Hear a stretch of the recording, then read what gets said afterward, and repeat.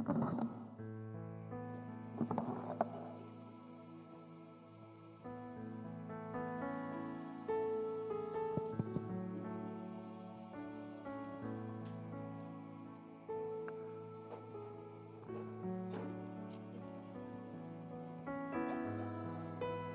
malam Bapak Ibu semua.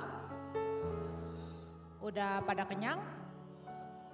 Semoga nggak ngantuk ya.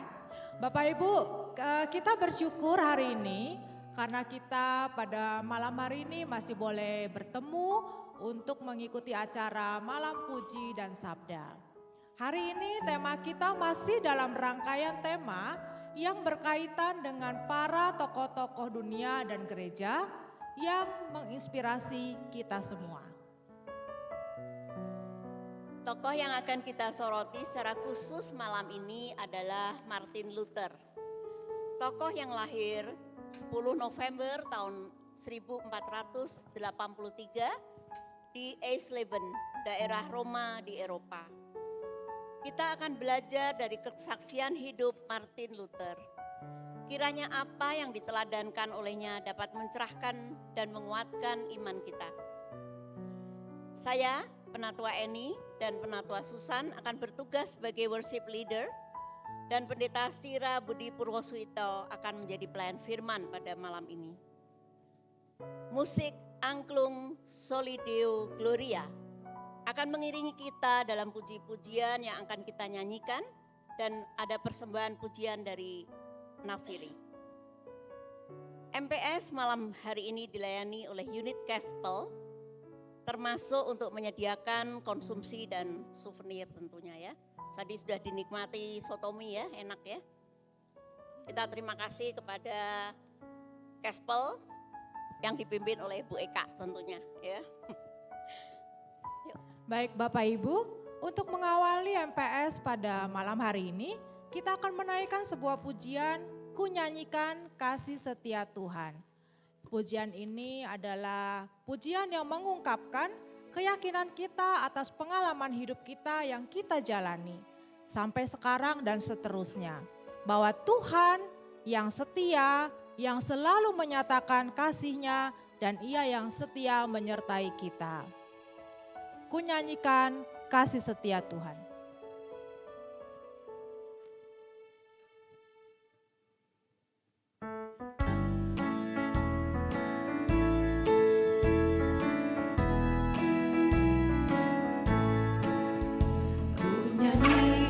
Kasih setia Tuhan selamanya, selamanya.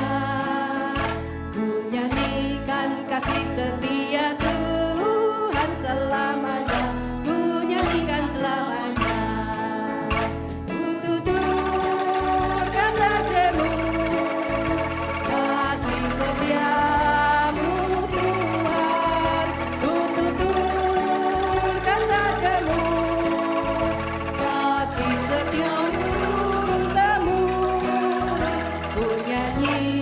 kasih setia Tuhan selamanya, selamanya. Ku nyanyikan kasih setia Tuhan selamanya, ku nyanyikan selamanya. Ku tuturkan nadamu, kasih setiamu Tuhan. Ku tuturkan nadamu,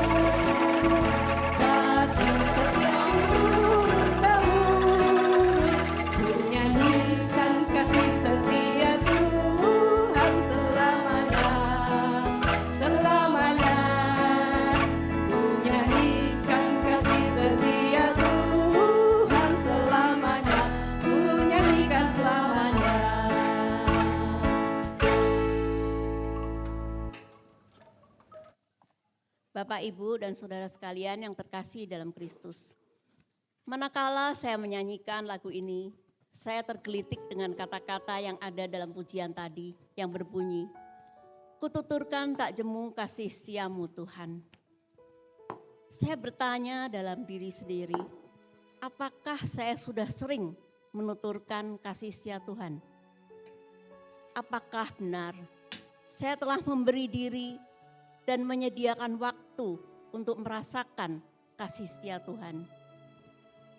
Jangan-jangan semuanya berjalan secara otomatis dan tidak ada ruang dan waktu untuk memikirkan, apalagi menuturkan tentang kasih setia Tuhan. Mari kita berdiam diri sejenak. Kita akan kembali pada diri kita sendiri dan kemudian dengan Tuhan.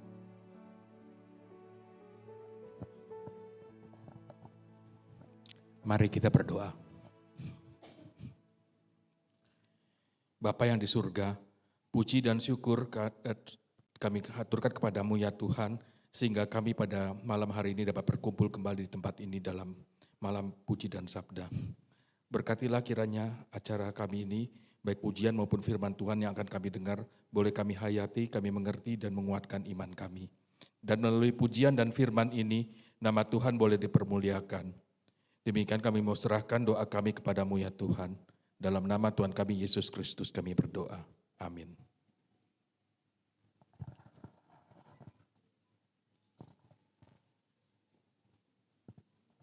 Ya Bapak Ibu dipersilakan untuk duduk.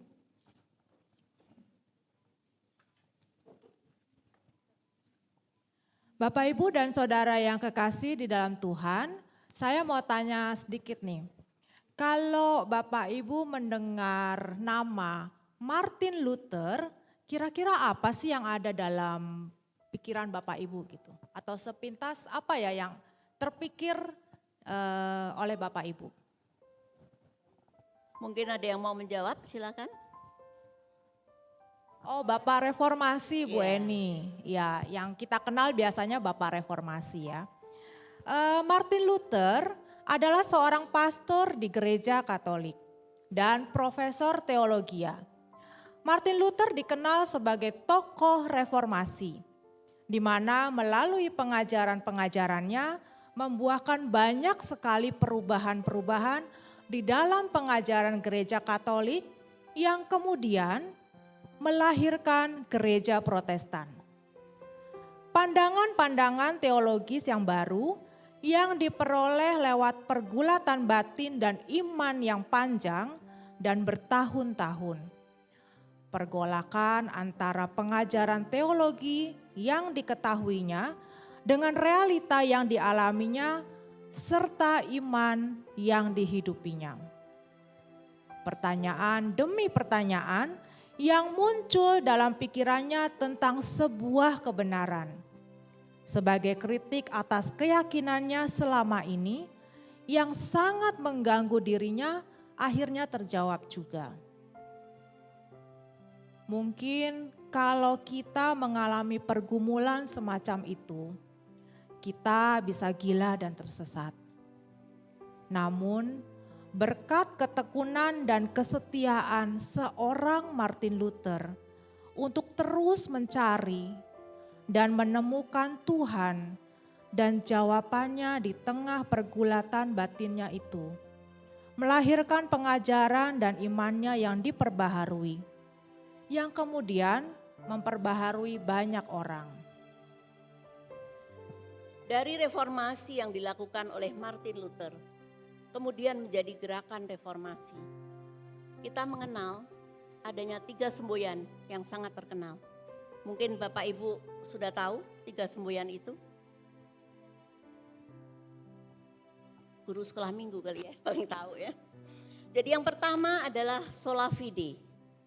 Hanya karena iman, sola fide. Yang kedua adalah sola gratia, grace ya. Jadi hanya karena anugerah Tuhan. Yang ketiga adalah sola scriptura, hanya Alkitab saja. Jadi ada sola fide, sola gratia, dan sola scriptura. Bagaimana persisnya kisah dan nilai-nilai dari pengajaran Martin Luther yang telah membaharui gereja-gereja pada saat itu? Kita akan mendengarkan penjelasan dari pelayan firman pada malam hari ini, Pendeta Astira Budi Purwosuto. Perjalanan iman dari kehidupan Martin Luther kalau kita ikuti, terasa seperti seorang yang tertindih beratnya dosa. Kemudian dibebaskan dan dilahirkan kembali. Mari kita mau menghayati lewat pujian Dulu Ku Tertindih Dosa.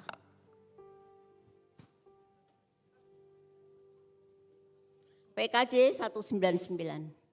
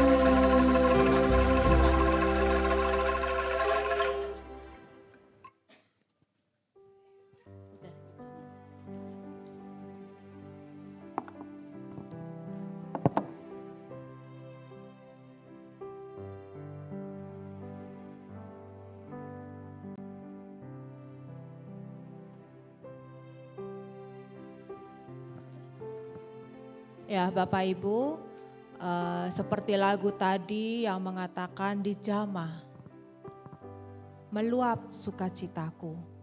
Bahwa Tuhan Yesus menjamah kita, diri kita yang adalah ciptaan baru. Ketika Tuhan Yesus menjamah kita, apapun pergumulan dan dosa kita, dan pergolakan batin atau iman kita, Dia akan membantu kita menemukannya dan kita diperbaharuinya. Pembaruan pikiran, pembaruan iman dan hidup, memberikan rasa sukacita di dalam hati kita. Seperti ungkapan dari penulis lagu I Have This Joy, Joy, Joy oleh George W. Cook yang ada di PKJ 216. Marilah kita menaikkan satu buah pujian, berlimpah sukacitaku, PKJ 216.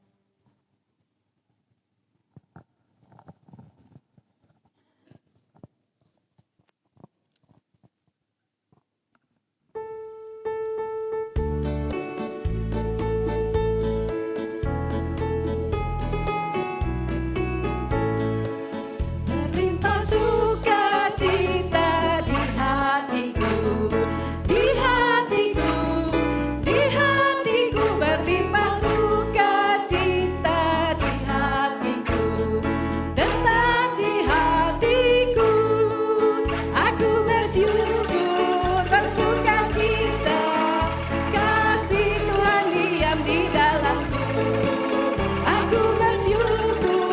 bersukacita, kasih Tuhan diam di dalamku.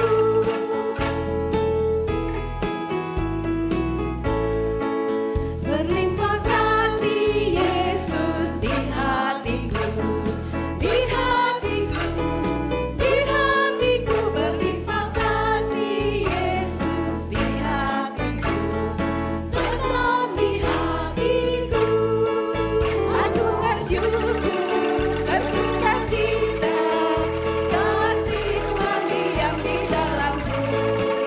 Aku bersyukur, bersukacita, kasih Tuhan diam di dalamku.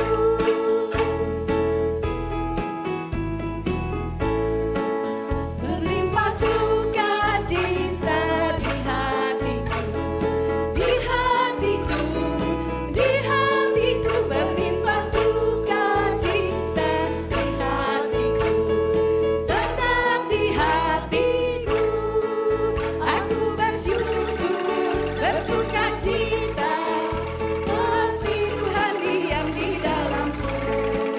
Aku bersyukur, bersukacita, kasih Tuhan diam di dalamku. Semoga kita semua dipenuhi sukacita dari Tuhan saja. Dan di dalam sukacita kita mau menundukkan diri di hadapan Tuhan, mendengarkan sabda Tuhan dan kesaksian hidup Martin Luther yang dapat menolong kita memahami arti dari dilahirkan kembali karena iman. Kami persilahkan Pendeta Sira.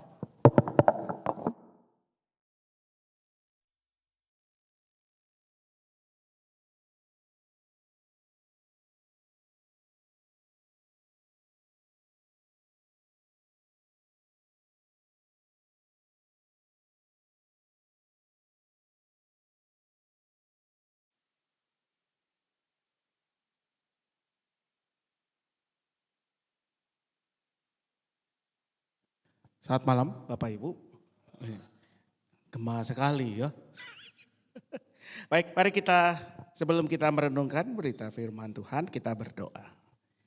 Tuhan Allah Bapa Surgawi, kami bersyukur untuk satu lagi kesempatan yang Engkau anugerahkan kepada kami, sehingga kami boleh berkumpul dalam kesempatan malam puji dan sabda pada hari ini. Kami akan kembali belajar dari firman Tuhan, tetapi juga dari pengalaman iman dari seorang tokoh dalam hidup gereja. Kami percaya dengan tuntunan Roh Kudus apa yang boleh kami bersama renungkan, pelajari malam hari ini akan menjadi sesuatu yang berharga buat kehidupan kami. Kami serahkan semuanya dalam satu nama, Yesus Kristus, Tuhan kami. Amin. Baik Bapak Ibu, ini kasih Tuhan. Bagaimana kita bisa yakin bahwa apa yang kita lakukan itu akan mencapai target yang kita harapkan. Misalnya nih, kita seorang pelajar.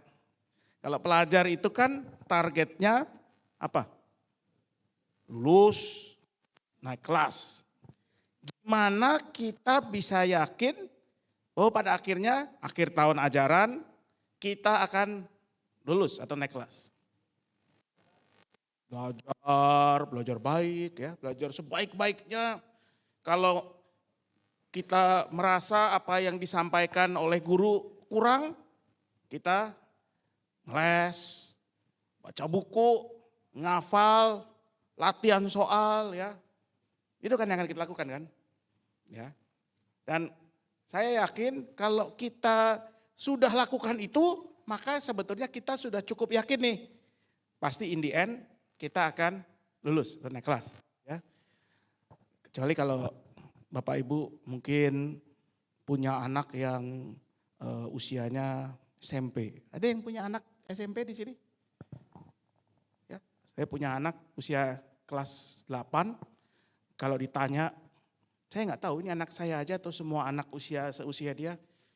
Gimana ulangan umummu, exam kamu? Jawabannya apa? Gitu. Bisa nggak?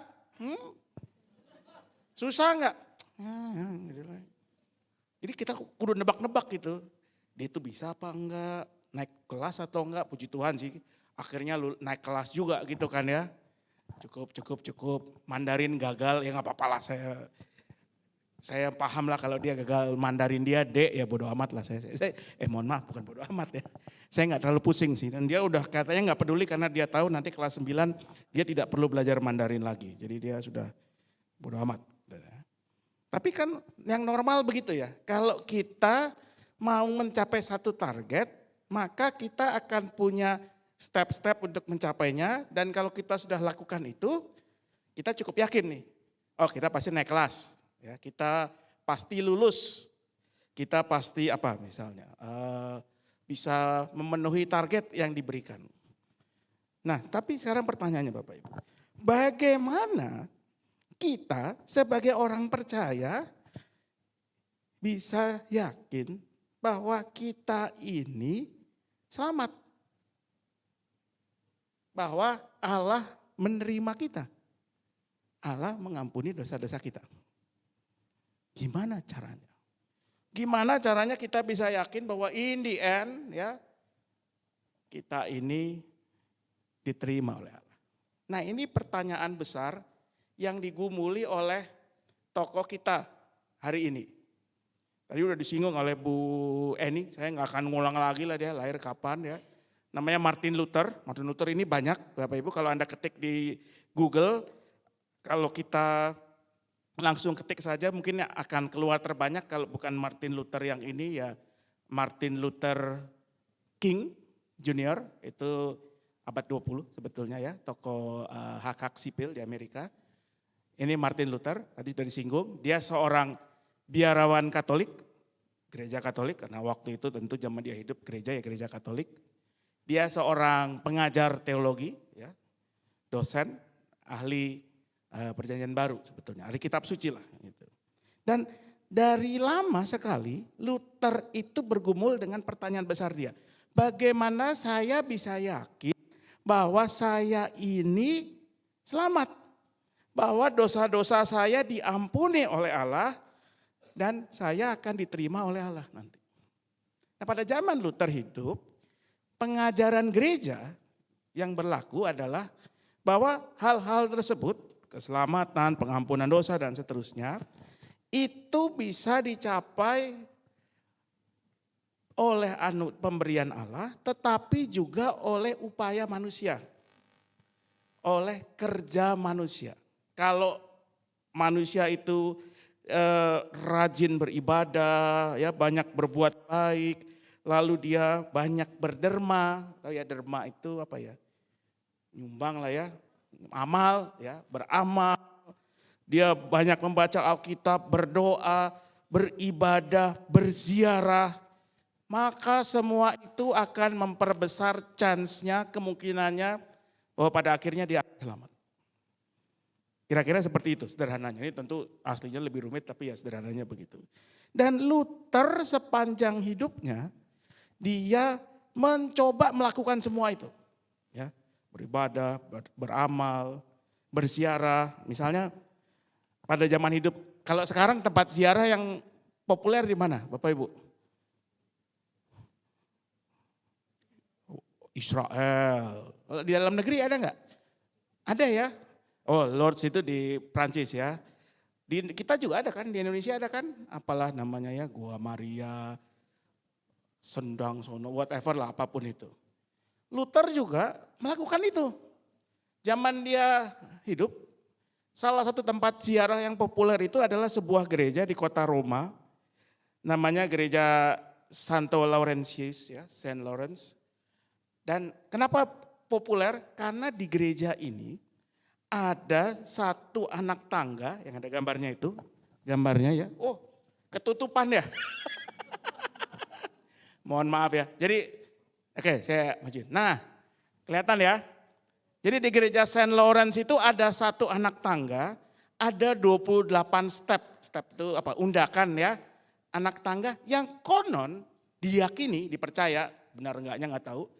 Itu marmer yang dipakai buat anak tangga itu adalah marmer anak tangga di istana Pontius Pilatus di Yerusalem pada waktu Tuhan Yesus hidup.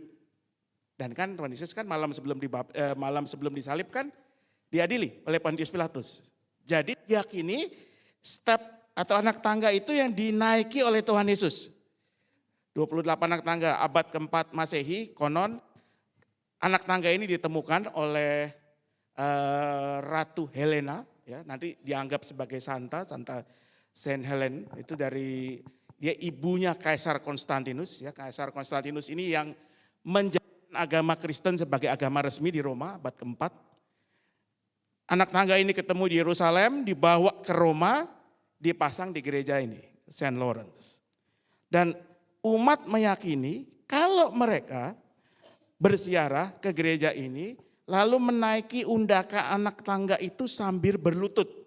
Jadi enggak jalan kayak kita gitu ya.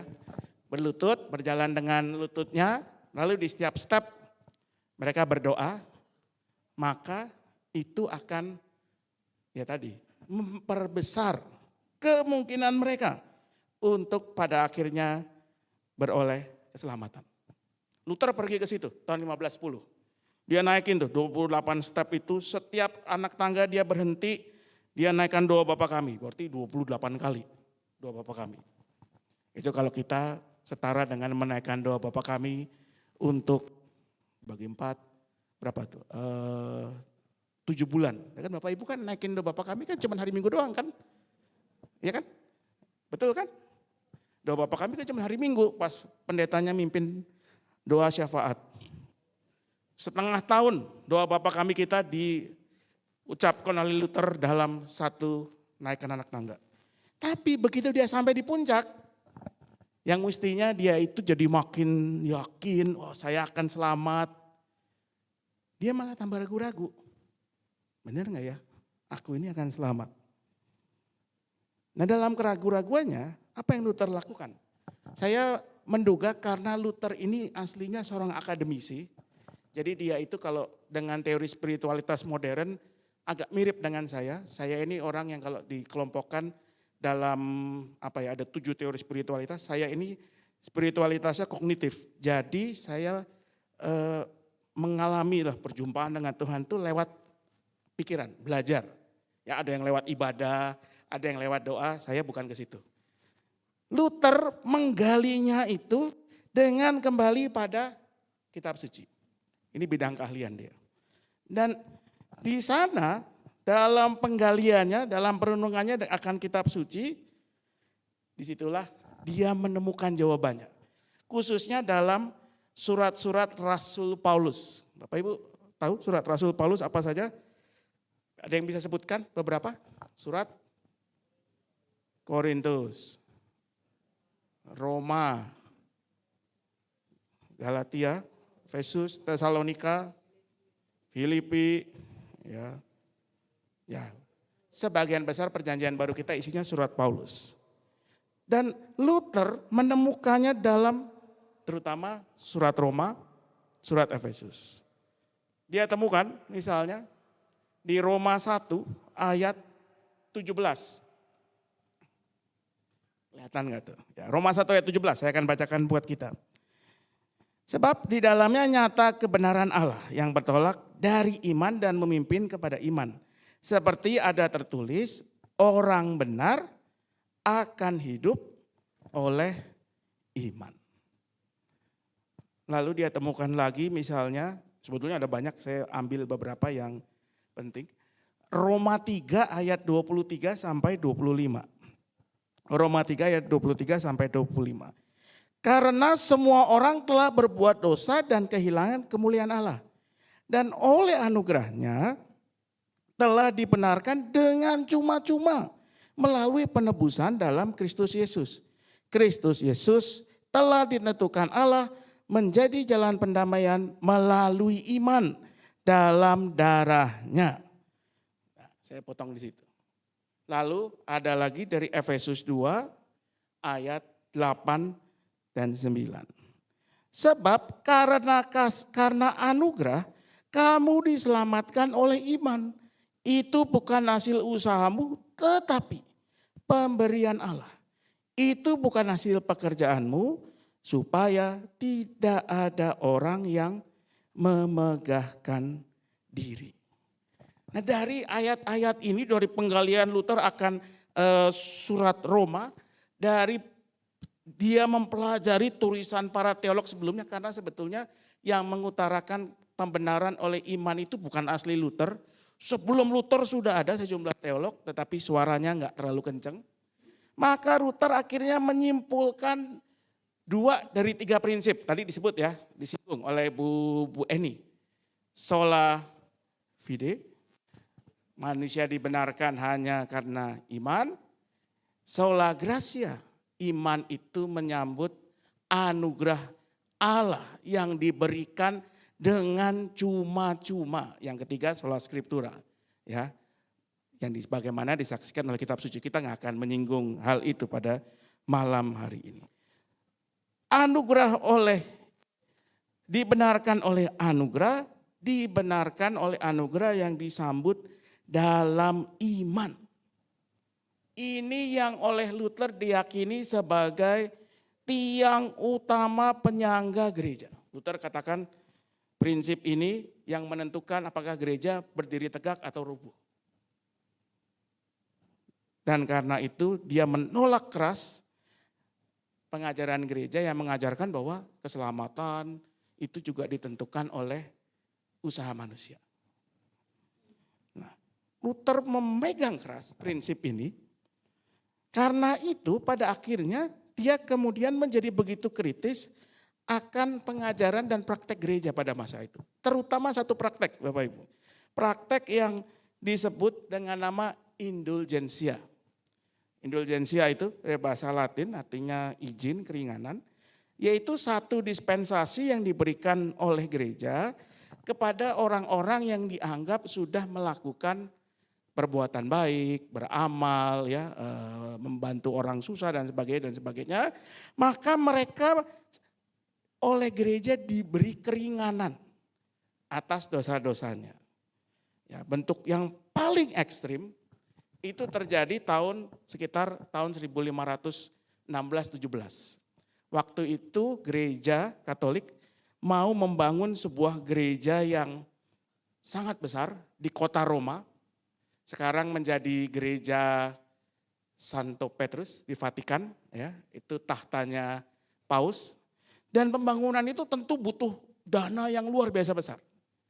Salah satu cara yang ditempuh oleh gereja untuk mengumpulkan dana adalah dengan menjual surat penghapusan dosa, indulgensia. Jadi kalau gereja yang ngejual, salesnya siapa Bapak Ibu? Pastor, ya, biarawan, ya. Itu yang jadi sales. Mereka jualan, saya sampai bawa alat nih ya hari ini. Ini karena enggak ada mimbar nih, saya bawa tas belanja. Maaf ya Sofi, ini punya kamu.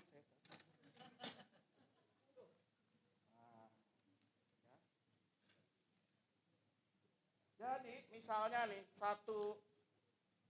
biarin situ aja. Satu penjual indulgensia yang paling terkenal itu, kedengeran ya suara saya ya? Oh mesti masuk ya, repot nih. Penjual surat penghapusan dosa yang paling terkenal itu misalnya di Jerman, namanya Johann Tetzel. Konon menurut ceritanya, ya, karena kan tentu saya nggak ada zaman itu ya, saya percaya aja ceritanya. Dia itu kalau jualan begini, ya, zaman dulu kan duit itu nggak ada duit kertas di Eropa ya. Yang pertama bikin uang kertas itu ada tahu siapa? Ada yang bisa menebak siapa? Orang Cina kali ya. Ya, iya loh. Ya, orang Eropa tuh sebetulnya teknologinya zaman itu nggak canggih-canggih banget, abad pertengahan. Si Tetzel itu bilang gini ya, jadi penjual indulgensia itu punya kotak duit, kotak uang. Lalu zaman dulu uang itu kan semua koin ya. Nah, saya sampai bawa koin nih. Ya. Ini bukan rupiah loh Bapak Ibu ya, karena koin rupiah itu enteng. Lalu, udah nggak apa-apa Bu. Jadi misalnya Ibu aja Ibu ya. Ibu, ini mau membeli surat penghapusan dosa. Ya. Ibu silakan dimasukkan duitnya ke sini. Wah bunyi. Kata si Tetzel itu begitu koin itu bunyi, mau lagi Bu? Enak aja cuma satu penghapusan dosanya. Ya. Maka saat itu juga, ini suratnya ya, rohnya Ibu Eni ini yang mestinya kalau di pengajaran gereja waktu itu, nanti setelah mati masuk ke yang namanya api penyucian, purgatori, ya, dosa-dosanya dibakar supaya dia murni baru pindah ke surga nanti. Seketika itu juga lompat dari purgatori masuk ke surga. Susan juga mau? Nah ya, coba kalau masuk lagi. Nah, langsung rohnya pindah masuk surga ya, nanti. Ya. Coba Bapak Ibu, siapa yang gak kepengen? Dijamin masuk surga kalau bayar ini. Dan ini yang membuat Luther, saya nggak tahu kalau dari yang saya baca, Luther itu sebetulnya tidak melihat langsung, dia dengar gitu ya kan, kalau kita dengar kan orang mungkin tambah-tambahin ya. Dan dia jadi marah sekali, dan itulah kemudian yang mendorong Luther merumuskan protesnya. Dia lalu menulis satu surat yang panjang sekali ya kepada uskup pemimpin gereja lokal,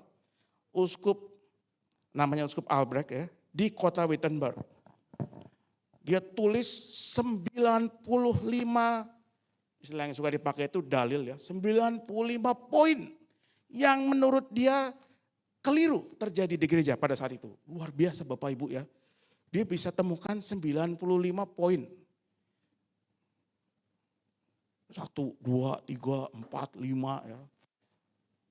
Dan kemudian surat itu dia kirimkan ke uskup. Ini yang menarik. Surat itu sebetulnya Luther kirim dalam bahasa Latin. Bahasa Latin itu yang make pada saat itu cuman para rohaniwan dan kaum terpelajar. Luther itu tidak mau bikin gereja baru. Nah, tapi dia mau mengajak para pemimpin gereja, yuk kita ngobrol.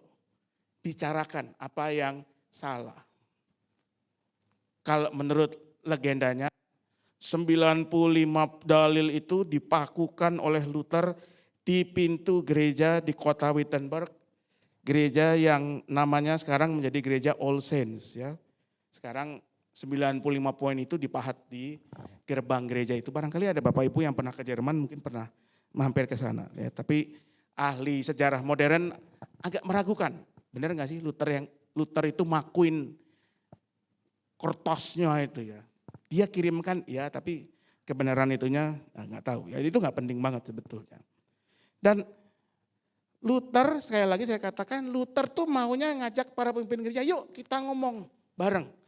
Apa yang salah dengan praktek bergereja kita sekarang. Tapi di mana-mana yang namanya penguasa kan susah ya menerima kritik. Yang terjadi justru Luther ditanggapi secara negatif, dianggap sebagai seorang pembangkang, bukan cuma pembangkang, sebagai seorang heretik. Heretik itu apa ya bahasa Indonesianya yang enak ya? Bukan pengkhianat ya, sesat. Ya. Dulu ada kata yang saya nggak suka sekali sekarang menggunakan bidah gitu ya. Ada yang masih ingat kata itu? Bidah. Ya. Nggak ada ya, ya baguslah. Itu kata yang udah kuno. Ya. Bahkan kemudian dia disidang oleh gereja tahun 1521. Apa yang Luther ajarkan ditolak, dia dijatuhi hukuman, pengucilan. Bahkan pada akhirnya Luther itu dijatuhi hukuman mati. Ya, karena gereja dan negara waktu itu nempel sekali. Tapi Luther bisa selamat, hukuman mati itu dijatuhkan tanpa dia ada, it absentia. Dia dilindungi seorang bangsawan dan the rest is history kata orang ya. Seterusnya kita tahu. Terjadilah, muncullah gerakan reformasi dan seterusnya sampai sekarang.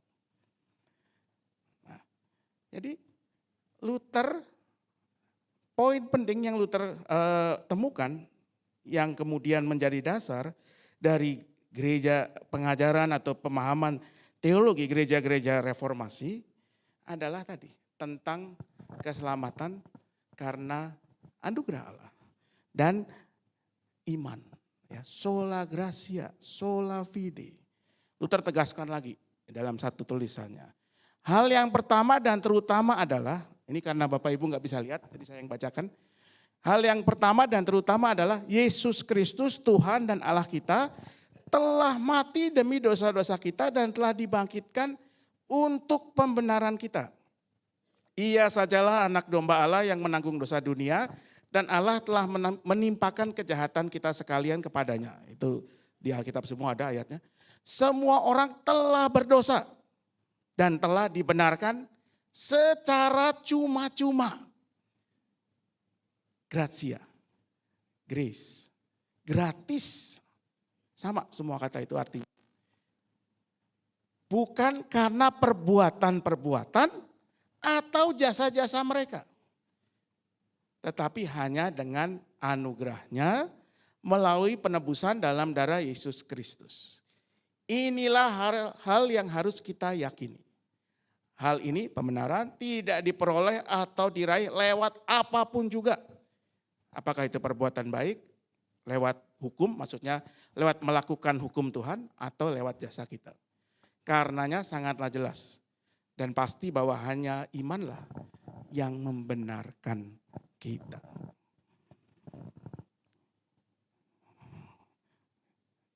Kalau menurut Bapak Ibu, ini pengajaran yang enak apa ya? Baik atau tidak?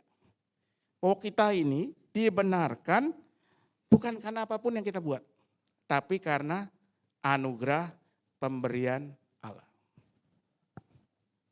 Setuju nggak Bapak Ibu? Ya setuju lah ya, kalau Bapak Ibu nggak setuju bukan anggota gereja Protestan kalau gitu ya. Kalau menurut saya, apa yang ditemukan kembali oleh Luther ya, bukan dia yang menciptakan, dia menemukan lagi. Sebetulnya susah Bapak Ibu. Kenapa? Karena ini bertentangan dengan naluri dasar kita sebagai manusia. Benar enggak? Manusia itu kan kalau dia ada maunya, maka dia akan berusaha sekeras-kerasnya untuk mendapatkannya. Tapi kalau sudah dapat, saya selalu pakai contoh ya, kalau kita di mall itu, mall Kelapa Gading, ya mall manapun itu di Kelapa Gading, dimanapun juga, kan biasanya mall itu punya program reward ya. Anda belanja berapa? 500.000 dapat 1 poin, 1 nomor undian. Ya.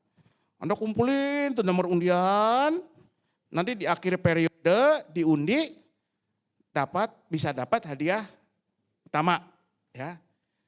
Kalau di Mall Kelapa Gading itu dari dulu, sejak saya masuk Kelapa Gading 20 tahun lalu, hadiah utamanya selalu mobil. Ya. Saya termasuk orang yang dulu pernah ikut nongkrong, ya, nunggu pengundian hadiah utama itu. Ya. Nungguin terus ya hadiah yang nomor berapa, begitu hadiah utama udah lewat, udahlah pulang gitu ya, nggak dapat. Dan kan kalau kita mau memperbesar chance kemungkinan kita dapat hadiah utama caranya gimana? Belanja banyak-banyak. Saya masih ingat zaman dulu ya, masih ingat nggak? Zaman dulu itu belum Farmers, tapi Diamond di Mall Kelapa Gading, depannya kan ada food court. Nah, kan banyak ya makanan kan ya. Dulu ada saya ingat ada bubur ada yamin, ada macam-macam lah ya. Satu hari saya lagi makan, sebenarnya nggak makan sih, saya cuman nyemil lah tahu gejrot atau dulu ada makanan khas Jakarta, kerak telur ya si jangkung tuh dulu. Sekarang saya lagi makan, ada tante-tante datang, saya nggak kenal, sungguh. Terus dia nanya, ada yang tahu nggak dia nanya apa? Dek, bonnya mau dipakai nggak? Iya benar kan? Bon kerak telur 1, harganya berapa ya waktu itu? Masih berapa belas ribu deh kayaknya ya. Sama teh botol 1. Enggak tante, boleh saya ambil ya? Oh ya ambil aja, buat apa? Buat ngumpulin poin ya. Kan waktu itu masih per berapa ya poinnya ya? 100.000 apa 50 ya? Kan lumayan kan teh botol 10.000, 10.000, 10.000, 5 dapat 1 poin. Ya, terus kemudian Mall Kelapa Gading mengubah peraturannya. Minimal 50.000 1 bon. Nah, udah gak bisa lagi tuh si tante ngumpulin ya. Begitu kan? Kalau kita mau ngejar hadiah utama kan kita belanja banyak-banyak. Beli toge di mall, beli kangkung di mall, beli pete di mall, beli riso di mall. Karena kepengen mobilnya. Tapi coba kalau satu hari misalnya manajer mallnya datang nih ke Anda nih. Bu, ya misalnya siapa? Misalnya Bu Lilian. Ya, saya perhatikan ibu ini adalah pengunjung mall kami yang sangat setia. Ya. Pagi ke mall, siang ke mall, sore ke mall ya. Padahal ngumpulin bonte botol doang sebetulnya gitu kan. Jadi Bu, sebagai bentuk penghargaan, saya memberikan jaminan nanti di akhir periode, ibu mendapat hadiah utama, mobil, Kijang. Nah, misalnya ya, zaman dulu kan Innova, pernah kan ya, hadiah utamanya Innova. Nih Bu ya, ini udah saya kasih BPKB-nya, ya, kuncinya, tinggal mobilnya yang belum. Nanti akhir periode diumumkan ibu pemenangnya. Masih 3 bulanan lagi. Nah saya berharap ibu akan tetap setia belanja di Mall Kelapa Gading. Kira-kira Bu Liliana akan belanja di Mall Kelapa Gading enggak setelah itu? Kagak lah ya. Beli kangkung seikat, berapa ya kalau di mall ya? Ceban ya? Lebih kali ya. Beli kangkung 15.000, kalau belinya di tukang sayur bisa ngasih makan 1 RT kali kangkungnya. Ngapain belanja di mall? Lebih mahal, lebih baik belanja di luar. Kenapa? Karena hadiahnya udah dapet. Dan itu kan sebetulnya yang terjadi dengan apa yang diajarkan oleh Martin Luther. Kamu ini ditebus, diselamatkan dengan cuma-cuma. Sola gratia. Sambutlah dengan imanmu, sola fide. Iman pun anugerah, kata Luther. Susah. Tetaplah melakukan apa yang baik. Sukar Bapak Ibu. Dan lebih mudah kalau yang lama. Banyak beribadah, rajin-rajin ikut kebaktian, rajin-rajin ikut MPS, ikut persekutuan doa, ya banyak menyumbang, kasih persembahan ini dan itu, supaya makin besar kesempatanmu diselamatkan. Orang pasti akan berusaha sekeras mungkin untuk mengamankan posisinya. Nah harus diakui, sampai hari ini hal-hal itu masih kita bisa lihat dalam gereja. Ya, umat diajak melayani, memberi persembahan supaya dia makin terjamin posisinya, supaya diberkati. Bahkan kadang-kadang dengan ancaman halus, ya gitu misalnya ya. Jangan sampai Tuhan menutup keran-keran berkatnya dan seterusnya. Dalam keyakinan kita tentu tidak demikian. Keselamatan kita, pengampunan kita, pembenaran kita tidak bergantung pada apa yang kita lakukan. Tapi pada anugerah Tuhan saja. Maka tantangan terbesar kita sekarang, kalau kita sudah bisa meyakini dalam iman bahwa kita telah mendapatkan anugerah itu, masihkah kita mau melakukan apa yang Tuhan perintahkan? Masihkah kita mau berdoa? Masihkah kita mau beribadah?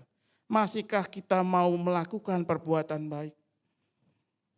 Masihkah kita mau menolong orang lain? Istri saya suka komplain, ya, orang ada di belakang Anda boleh tanya. Zaman pacaran nih ya katanya ya, lo itu kalau ngajak jalan-jalan gue jauh. Ya, nggak main tuh saya Mall Kelapa Gading. Waktu itu udah ada MOI belum ya? Kayaknya belum ada ya. Arta Gading baru jadi. Jadi kalau jalan-jalan tuh Bapak Ibu ya, Pondok Indah, ya.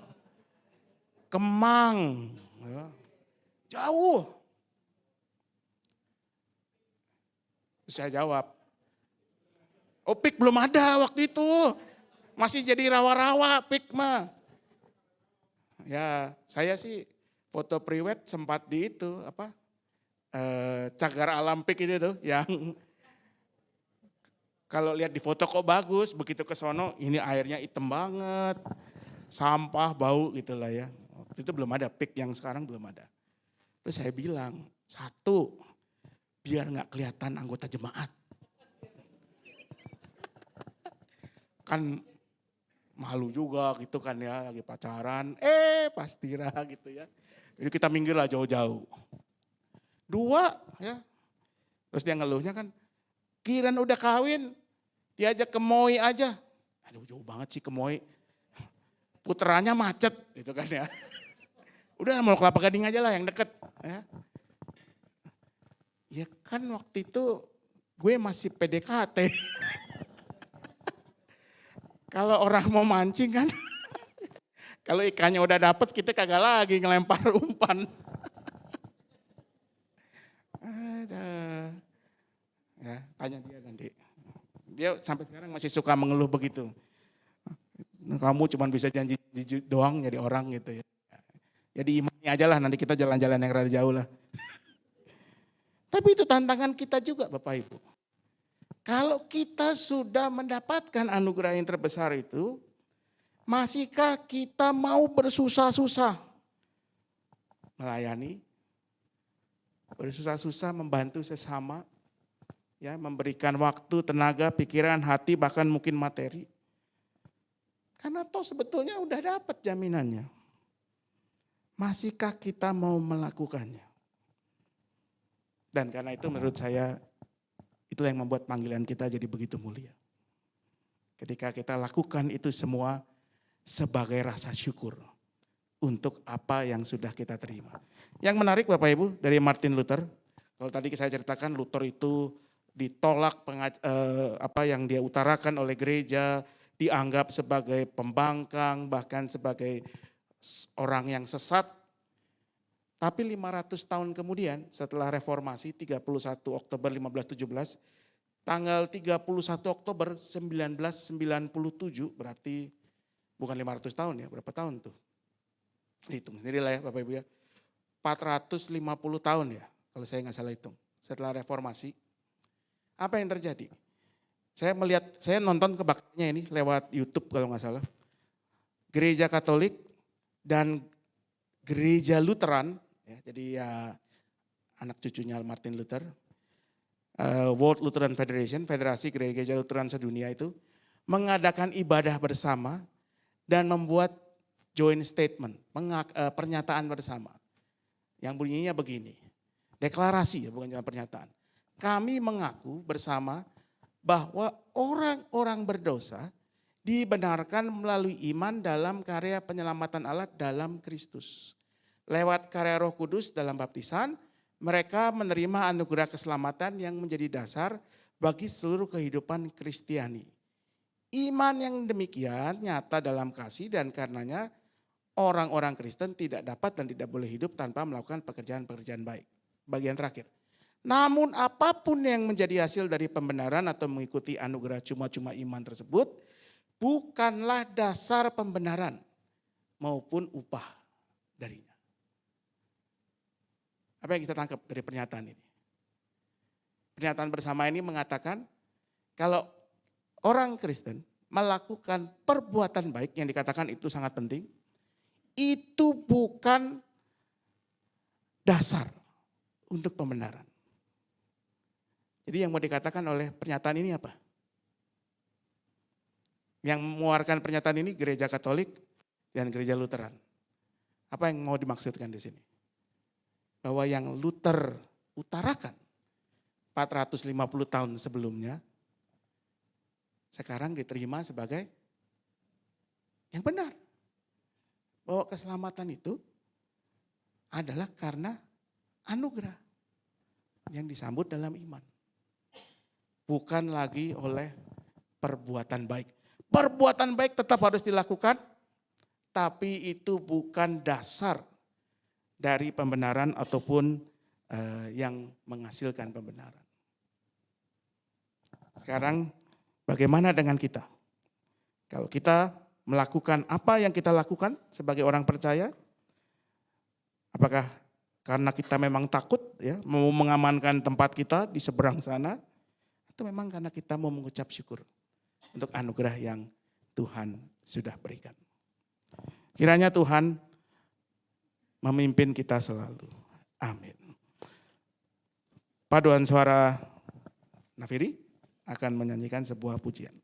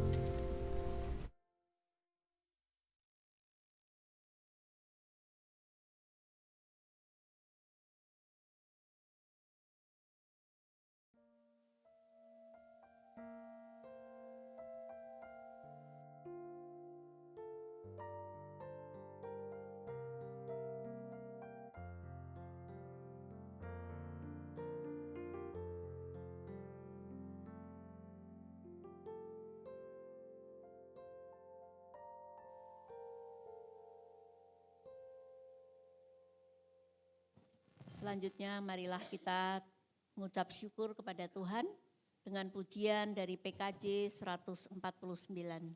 Ucap syukur pada Tuhan.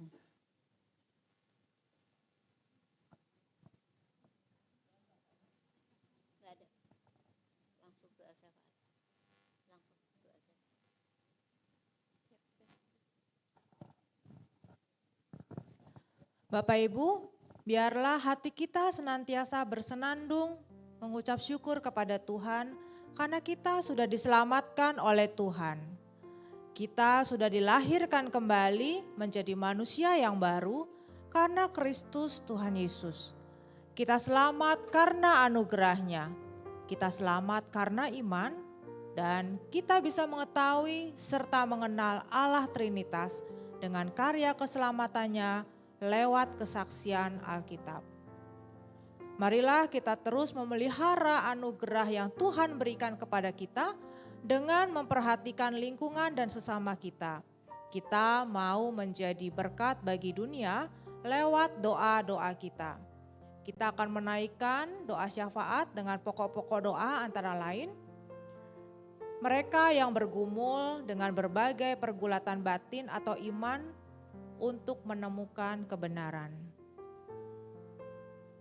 Persiapan bagi bangsa Indonesia menjelang pemilu serentak tahun 2024. Gereja-gereja di dunia dan di Indonesia dalam membawa dan memperjuangkan damai sejahtera dan kebenaran.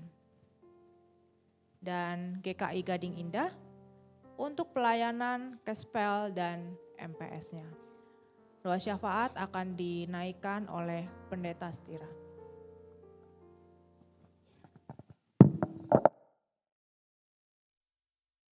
Bu, kita berdoa. Tuhan Bapa Surgawi, kami bersyukur hari ini kami diingatkan lewat firman-Mu, juga lewat kesaksian hidup dan pergumulan dari Martin Luther, bahwa kami semua boleh beroleh keselamatan, boleh dibenarkan, ditebus dosa-dosa kami, semua semata hanya karena anugerah. Bukan karena kami mampu, kami layak di hadapan-Mu, tetapi kami telah Kau layakkan untuk datang kepadamu, termasuk lewat doa ini. Biarlah semua itu kami syukuri dan rasa syukur ini, rasa syukur tersebut kami wujudkan dengan melakukan apa yang menjadi kehendak Tuhan, dengan beribadah, bersekutu, berdoa, menolong sesama kami, bersaksi. Semua kami lakukan dengan sebaik yang kami bisa, bukan karena kami menginginkan sesuatu, tetapi lebih daripada itu, karena Engkau telah memberikan yang terbaik, terpenting, dan terutama bagi kami. Kami mau berdoa untuk kehidupan bersama kami sebagai bangsa dan negara dalam setiap pergumulannya. Kami berdoa untuk tahun politik, tahun depan yang kami sudah rasakan, mulai merasakan suasananya, persaingannya. Bahkan mungkin juga sudah mulai menimbulkan gesekan di antara kami sebagai anggota masyarakat. Jangan biarkan hal yang seharusnya menjadi pesta demokrasi ketika bersama-sama kami mencari siapa yang atau mereka yang akan memimpin kami sebagai bangsa. Jangan biarkan ini justru menjadi ajang saling merendahkan, saling memecah belah satu sama lain. Tapi biarlah bersama sebagai bangsa kami boleh menerima perbedaan-perbedaan, bahkan merayakannya, dan mau mengarahkan semuanya untuk kebaikan hidup bersama. Kami berdoa untuk gerejamu dalam kehidupannya, untuk gereja-gereja di Indonesia khususnya, yang tidak semua tempat mudah atau gampang bagi gereja untuk hadir dan berkarya. Biarlah ini tidak membuat kami menjadi patah semangat. Kami tetap setia pada panggilan kami sebagai gereja, tetapi juga tetap tentunya dengan tetap menyatakan kasih Tuhan kepada siapapun yang Tuhan hadirkan dalam kehidupan gereja. Kami berdoa secara khusus untuk gereja kami, GKI Gading Indah, untuk kebersamaan kami dalam kegiatan MPS ini, secara khusus untuk pelayanan, kesaksian pelayanan yang dilakukan oleh gereja ini. ketika kami hadir melayani sesama masyarakat sebagai tanda kami memuliakan nama Tuhan dan membagikan kasih Tuhan. Biarlah semua itu kami lakukan agar setiap orang yang berjumpa dengan kami merasakan kasih-Mu saja. Kami berdoa untuk setiap kami yang hadir di tempat ini, keluarga kami, untuk mereka yang dalam kelemahan fisik, karena sakit, karena usia lanjut, Tuhan yang berkati, kuatkan, sertai selalu berikan sukacita, berikan iman dan pengharapan yang tidak pernah habis. Biarlah dalam iman kami menyambut anugerah Tuhan, kami merayakannya, kami mensyukurinya, dan kami mengerjakannya sebaik-baiknya dalam hidup kami setiap hari. Hanya dalam satu nama kami mohon, Yesus Kristus, Tuhan dan Kepala Gereja, yang kami muliakan selalu. Amin.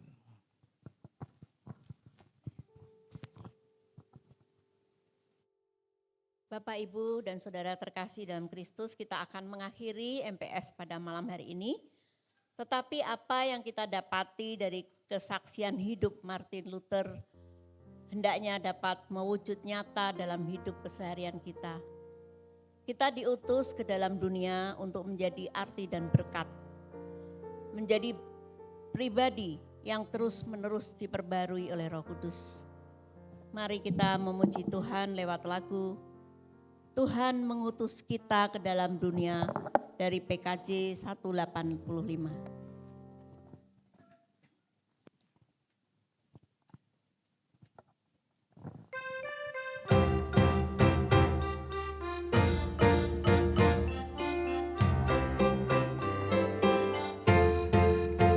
Tuhan mengutus kita ke dalam dunia, bawa pelita kepada yang gelap, meski dihina serta dilanda duka, harus melayani dengan sepenuh.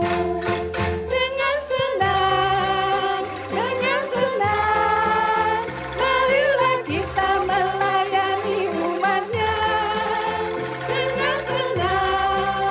Dengan senang, berarti kita memuliakan namanya. Tuhan mengutus kita ke dalam dunia, bagi yang sakit dan tubuhnya lemah, meski dihina serta dilanda duka, harus melayani dengan sepenuh. Dengan senang, marilah kita melayani umatnya. Dengan senang, berarti kita memuliakan namanya. Tuhan mengutus kita ke dalam dunia, untuk yang miskin dan lapar bergelau, meski dihina serta dilanda duka, harus melayani dengan sepenuh. Dengan senang, marilah kita melayani umatnya. Dengan senang, berarti kita memuliakan namanya. Nutup dan berkat. Saya mengundang kita semua untuk boleh berdiri. Mari kita tundukkan kepala, kita arahkan hati kita kepada Tuhan. Ya Tuhan, inilah kami yang sudah menerima anugerah yang terbesar dari Tuhan. Kami yang menyambut anugerah itu dalam iman yang juga Tuhan anugerahkan pada kami. Maka biarlah hidup kami selalu terarah kepada Tuhan dan menjadi berkat untuk sesama kami dimanapun Tuhan hadirkan kami. Maka biarlah kasih karunia dari Allah Bapa, kasih Tuhan kita Yesus Kristus dan persekutuan dalam Roh Kudus beserta dengan kita semua kini sampai selama-lamanya. Amin. Bapa, terima kasih. Bapa, terima kasih. Bapa di dalam surga,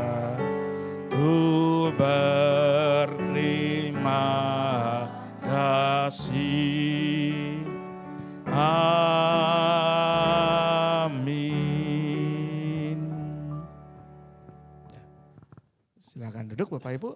Selamat malam, Tuhan berkati. Apakah ada pengumuman dari Ibu Westri? Silakan.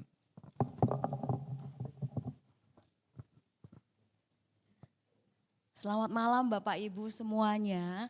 Saya mewakili Pak Ika yang sedang keluar kota, juga dari pengurus MPS mengucapkan terima kasih kepada Pendeta Stira atas pelayanan firman-Nya.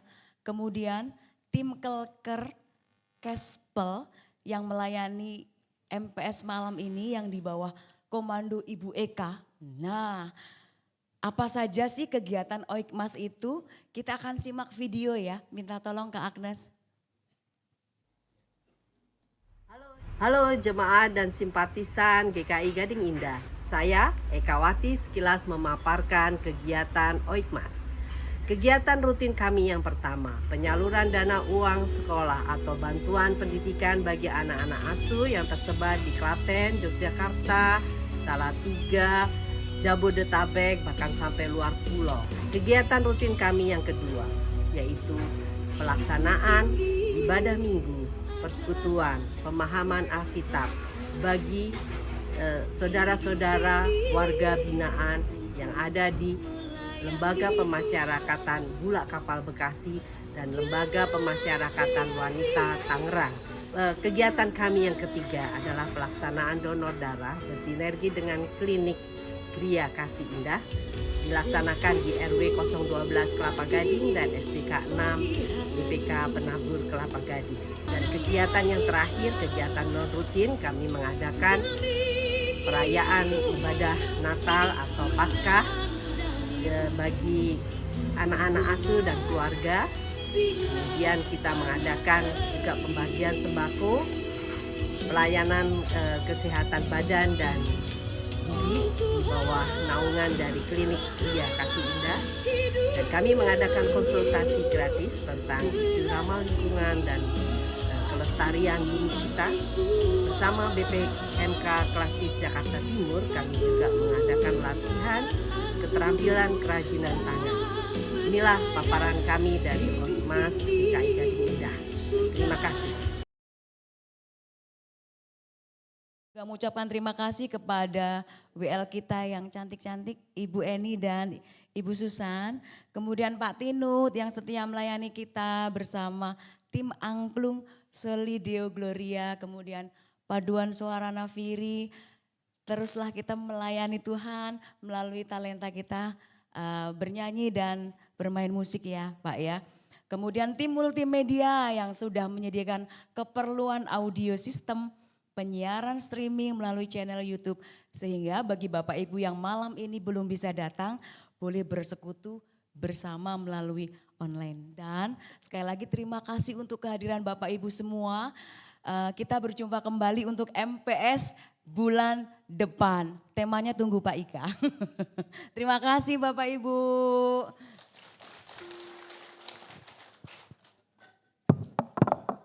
Oh ya, ada foto bersama dulu Pak.